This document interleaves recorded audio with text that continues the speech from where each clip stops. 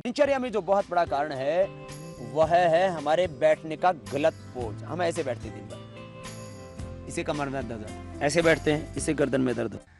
Arthritis के लिए, जोड़ों के दर्द के लिए, रेमेटॉइड अर्थराइटिस के लिए, हड्डी के रोगों के लिए हमारे यहाँ पर सदियों से आयुर्वेद का प्रयोग चला है। शुद्ध रूप से एक आयुर्वेद की बात कर रहा हूँ।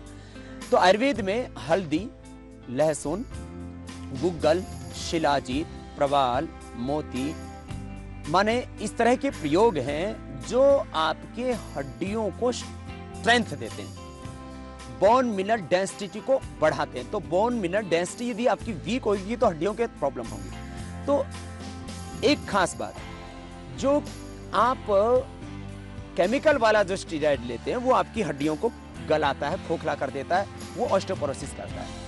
लेकिन यदि आप हल्दी वाला स्टेरॉइड यूज करते हैं, अर्थात हल्दी में, लहसुन में, गुग्गुल में, शिलाजीत में नेचुरल स्टेरॉइड होता है और वो आपको अर्थराइटिस को मिटाता है और दूसरा अर्थराइटिस पैदा भी नहीं होने देता है। तो 1 से 2 ग्राम इसलिए हल्दी दूध में लें, 1 से 2 बूंद शिलाजीत दूध में लें, 1 से 2 गोली कोई भी गुग्गल की, त्रयोदशांग गुग्गुल, सिंहनाथ गुग्गुल, योगराज गुग्गुल, वैद्य की सलाह से वो लिया जाता है कि आपको कौन से गुग्गल की जरूरत नहीं पड़े। तो ये सारे तरह के गुग्गल, ये खास करके अर्थराइटिस के लिए, बोन मिनरल डेंसिटी को स्ट्रॉन्ग करने के लिए, और इसी के साथ साथ जो हमारे मसल्स हैं उनको भी स्ट्रेंथ देने के लिए, जो हड्डियों को पकड़े रखते हैं, और हमारी बॉडी की जो टॉक्सिसिटी है उसको कम करने के लिए, एएसआर को, यूरिक एसिड को, इनको नॉर्मलाइज करने के लिए, और जो है हमारे मसल्स को और हड्डियों के जॉइंट्स को फ्लेक्सिबल बना करके हमारे जो कार्टिलेज हैं और लेगामेंट्स हैं उन सबको स्ट्रेंथ दे करके उनके अंदर एक फ्लेक्सिबिलिटी लाने के लिए, और उसके लिए भी गुग्गल बड़े उपयोगी होते हैं। तो गुग्गल का प्रयोग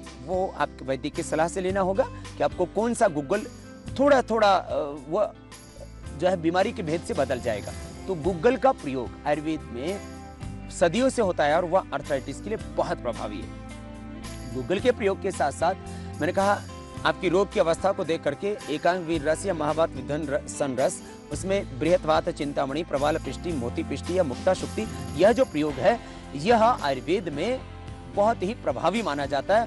और यूं फिर 10 मूलपात आदि इस तरह की औषधीय द्रव्य हैं जो आपके शरीर की टॉक्सिसिटी को कम करने में आपकी मदद करते हैं।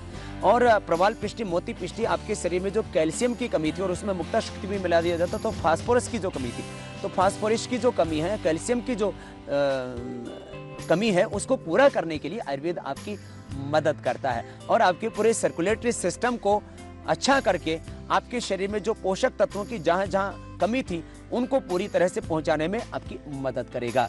तो ये आयुर्वेद के उपचार के साथ साथ में योग बहुत प्रभावी है अर्थराइटिस में, क्योंकि हमने योग के प्रयोग से लोगों का रेमेटॉइड अर्थराइटिस अच्छा किया। यूरिक एसिड तो बहुत जल्दी कम होने लग जाता है, ये सर बहुत जल्दी नॉर्मल आ जाता है, और जो हमारे लेगामेंट्स टेढ़े हो गए थे, जो हमारे कार्टिलेज घिस गए थे, या जो है जो हमारी हड्डियां वीक हो गई थी और उनकी अनडिसिप्लिन ग्रोथ होने लग गई थी, उस सब के लिए योग कैसे कर सकता है मदद आपकी, ये बताएंगे। आपको लाक्षादी गुग्गल देना होगा हड्डियां टूटने पर। तो ये सारे तरह के गुग्गल, ये खास करके अर्थराइटिस के लिए, बोन मिनरल डेंसिटी को स्ट्रॉन्ग करने के लिए, अर्थराइटिस और एक्सरसाइज, इसको मैं नहीं, अब तो मॉडर्न मेडिकल साइंस ने भी अपनी सभी पुस्तकों में, यहां तक कि WHO ने भी कहा, रेस्ट एंड एक्टिविटी का बैलेंस। कौन सी ऐसी एक्सरसाइज साइंटिफिक हो सकती है जो आपके यूरिक एसिड को और तमाम जो टॉक्सिसिटी है उसको बैलेंस करने में आपकी मदद कर सकती है, एक साथ आपके पूरे सिस्टम को अच्छा कर सकती है, तो वो हम कहेंगे प्राणायाम। ठीक है, थोड़े से सूक्ष्म व्यायाम जो जोड़ों के दर्द के लिए हम अक्सर बताते हैं, चाहे वो हाथों के लिए हो, पैरों के लिए हो, घुटनों के लिए हो या स्पाइन के लिए हो, वो थोड़े से सूक्ष्म व्यायाम या भुजंगासन, मकरासन, सलभासन, मरकटासन आदि हल्के से आसन, और ये सब फिजिकल एक्टिविटीज थोड़ी मदद करेंगी आपकी। लेकिन जो प्राणायाम है, ये प्राणायाम पूरे इंटरनल सिस्टम को अच्छा करता है। हमारे शरीर की एक एक कोशिका, चाहे वो रक्त की कोशिकाएं हो, चाहे वो हड्डी की कोशिकाएं हो, हमारे शरीर की तमाम कोशिकाएं, उनका जो पूरा एनाबॉलिज्म, कैटाबॉलिज्म, जो मेटाबॉलिज्म है पूरी बॉडी का, वो पूरा सिस्टम, मैं जब सिस्टम शब्द का प्रयोग करता हूं तो सिस्टम में आ गया पूरा 7 सिस्टम, और 7 सिस्टम 7 ब्रीदिंग एक्सरसाइज से अच्छा होगा। चाहे वो सर्कुलेटरी सिस्टम हो, चाहे वो नर्वस सिस्टम हो, चाहे वो एंडोक्राइन सिस्टम हो, चाहे वो रेस्पिरेटरी सिस्टम हो, चाहे वो डाइजेस्टिव सिस्टम हो, या वो एक्सक्रीटरी सिस्टम हो, या वो रिप्रोडक्टरी सिस्टम हो। यदि सिस्टम आपका अच्छा होगा तो आपके शरीर में हड्डियों का रोग ही नहीं और भी कोई रोग नहीं होगा। अब हड्डियों को पूरा पोषण तो न्यूट्रिएंट्स से मिलेगा ना। हड्डियों का पूरा पोषण जो है वो आपको कैल्शियम से मिलेगा। तो वो कैल्शियम, वो फास्फोरस, वो पूरा का पूरा जो हड्डियों के पोषण के लिए जो आवश्यक तत्व हैं वो तो आपके पूरे सर्कुलेटरी सिस्टम से जाएंगे। तो सर्कुलेटरी सिस्टम, नर्वस सिस्टम और हड्डियों के पोषण के लिए और भी बहुत तरह के तत्व हमारे शरीर के अंतःस्राव जिम्मेदार हैं।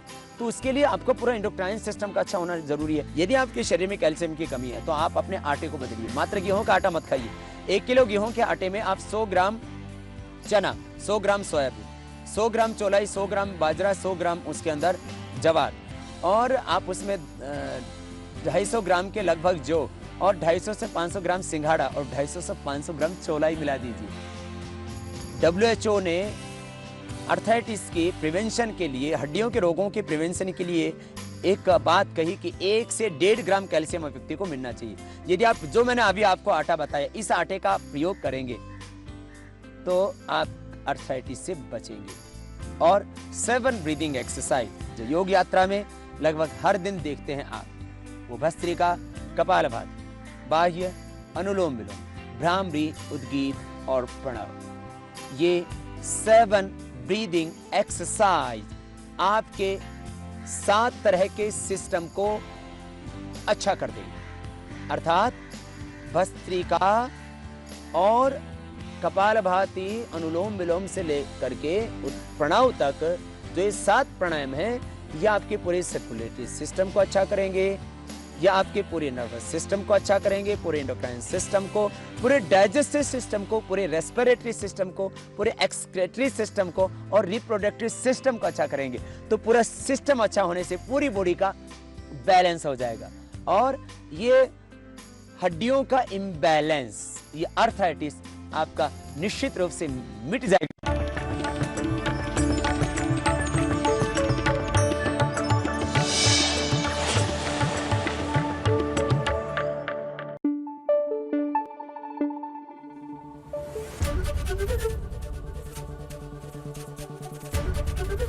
एबीपी न्यूज आपको रखे आगे।